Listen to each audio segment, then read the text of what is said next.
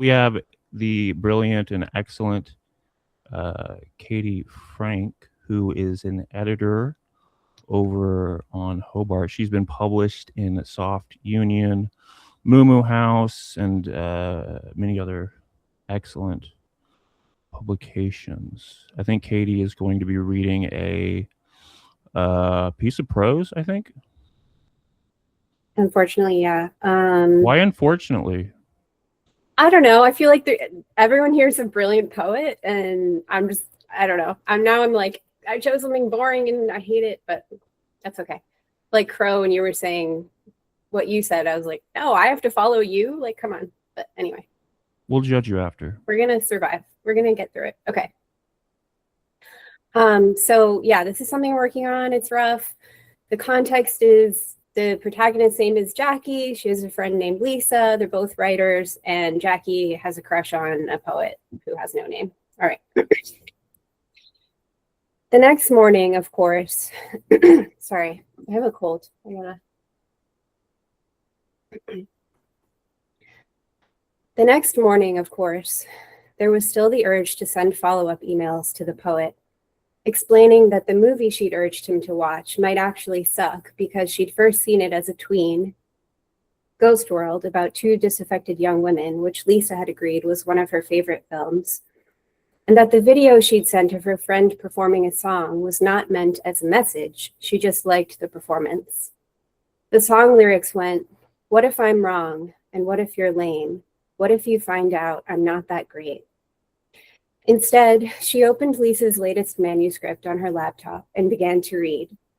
Lisa described this man she'd been obsessed with as childish in a way she adored. Jackie had found the man repellent from Lisa's descriptions of him, but now she texted her the line and added, "Kay, I kind of get it now." Lisa said it was about how someone could be old and intellectual, but childish at the same time. "It feels like this masterful kind of rule breaking," she wrote. "You know what I mean?" "I really do," Jackie replied. It reminded her of her parents' Buddhist guru, how he was part of the mishap lineage and had crazy wisdom. She thought about all the men she'd been drawn to who were like that. "I think maybe part of me wants to be them more than I want them," she texted Lisa. "Must become weed master." Lisa said someone did a review of her book that explored that idea, that characters yearning for validation from men actually want to be them.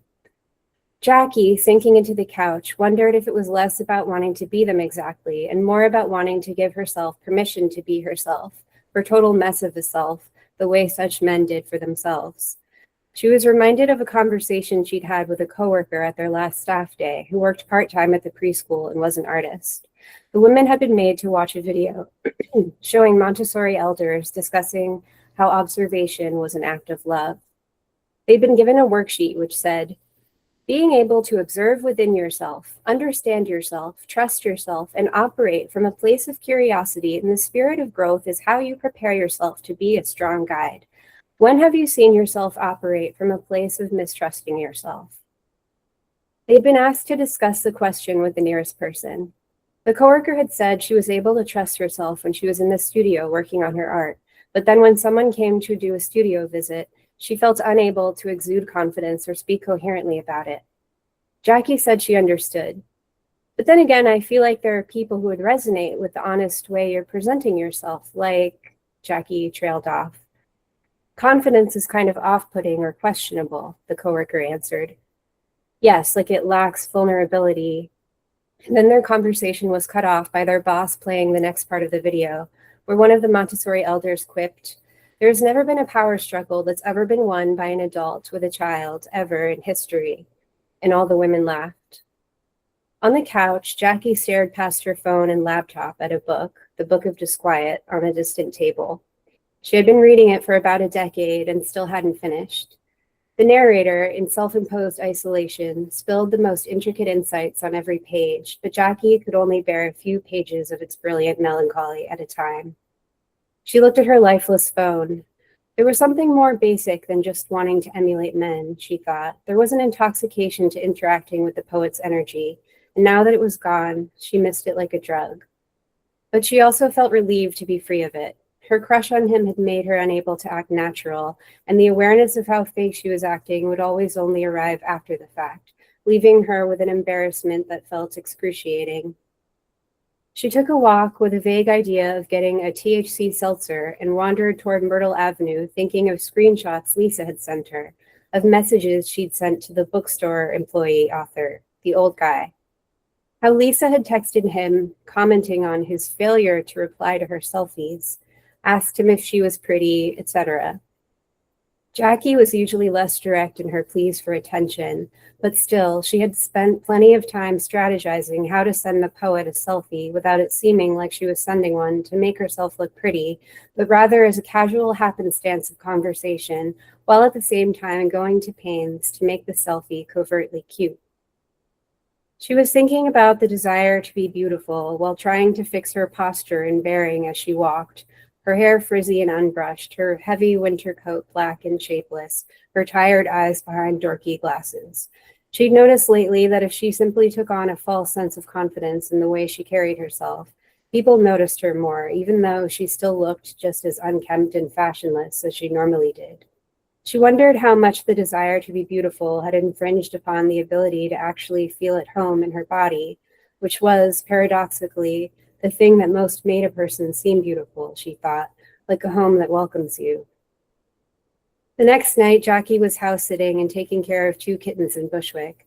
It had taken them hours to come out of hiding after her arrival, and now they were furtively rushing out from under the bed to brush against her hand and rushing back under. It was as if they thought maybe they could get to know the hand first, without catching the attention of the whole machine of Jackie. So that when she cooed their names at them, they looked into her face wide-eyed with surprise. Soon enough, though, they relaxed and became clumsy in their fervor for toys, youthfully delighted by the miracle of petting, hard to photograph in anything but a blur, but unspeakably cute. Jackie sat on the floor, watching one of them weave around her hand, thinking about youth and cuteness. Various threads were circling her head, like how the poet had said his favorite thing in relationships was developing a secret language with your lover, like twin children were known to do with each other. How it seemed like a regression into babyhood, and how that was an ideal for Jackie too. How she often thought of the sex she'd had with an ex where he, a man in his 40s, had seemed to become a teenager before her eyes. But then later, before she dumped him, he looked ancient. And of course, there was that demon mask that just kind of lived up there in the dark in her head, a mashup of Jeffrey Epstein's face and the scary guy from Twin Peaks and Ted Bundy and Netanyahu, her dad, circling around her head. There was the sprouting of white hair she'd noticed in the mirror that morning, which had made her want more. And she let go of the threads around her head to focus on the kitten sisters, one enthusiastic and purring, the other exploring boldly. Then, at the sound of laughter from the apartment building's hallway, both of them skidding away in terror. That's it. Thank you very much. By the way, that was like 7 minutes exactly. So it was great timing on your part. Now I'm going to go around the room. We're going to ask people what do they think of your story. Crow, what do you think of Katie's piece that she just read? I really appreciated the way that piece kind of loaded up this scene with external reference and sort of divergent thoughts, tangents, and sort of brought it all together as a really tactful way of assembling an understanding through connections that I admired. Thank you. Tom, what did you think? I liked it a lot. I really love when I'm reading like prose stuff. I love those little like tiny jewel moments. Like you had that moment where it's like the feeling like home in your body, and then going to the house sitting. See, like that was really cool, and like the motif of like cuteness popping up in a couple of places, but also just, you know, especially coming off of Crow's reading, like the relationship with like children and ourselves as children, but like children in an educational setting, and then like kind of superposing that onto like adult relationships and like how they can kind of exist through and across time in these like really paradoxical ways. The like layering on of the like the ex who's both young and old, and like that absolutely unforgettable superposition of like Bob and all those other people. It's like, oh my God, what a What a horror show. But yeah, the demon masks, right? Absolutely. Yeah, very, very cool, Katie. Thank you. Zuleha, I see you have kittens. Thank you, Tom. I see you have kittens, Zuleha. Do you relate to the part about the cats? I related to a lot of the story. I mean, Like I what relate else? to the part about the cats. I relate to the part about having a crush on a poet. The part about everything. So would you read like the rest of You this? have a crush, feeling that embarrassment of, and feeling like you can't be genuine Hmm. like someone. Graham, what do you think of the piece? Would you read the rest of this? Yeah, I would love to like to know where it goes. I think there's like a timelessness in that that like yearning, maybe there's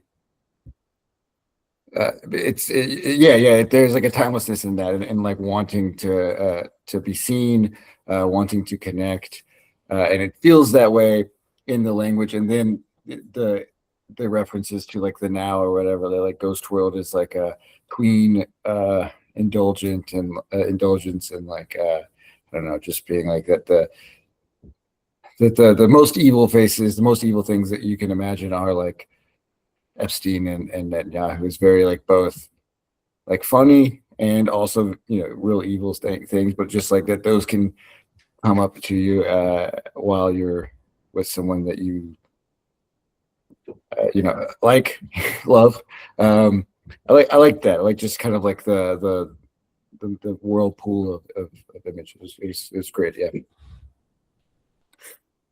Yeah, the Ghost World reference really threw me because I haven't thought about that film in like years. It's such like a millennial movie, I think.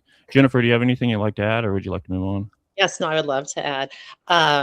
I really loved that piece, and I really felt like invested in the character. Like I feel like I know her. I feel like I am her, and I really like the way your sense of interiority lent so much depth to the character in such a short amount of time. I feel like you gave us so much, and I really loved the nuanced ways that you wrote about like desire and like beauty and like wanting to be beautiful. And trying to figure out like how your own sense of like self-identity relates to what you desire or wanting to be desired. It was so rich and layered in like such a short passage. I would love to read more of this. Thank you. Thank you, everyone. Jennifer, would you like to introduce? Oh, Amber, do you want to say something? Okay, it's working now. But no, I said, I'm sorry. I feel like I don't have anything helpful to say on top of all of what I just heard, but I wasn't lying earlier. It just wasn't working. Okay. Well, thank I'm you. so sorry, but thank you, Katie. It was so beautiful.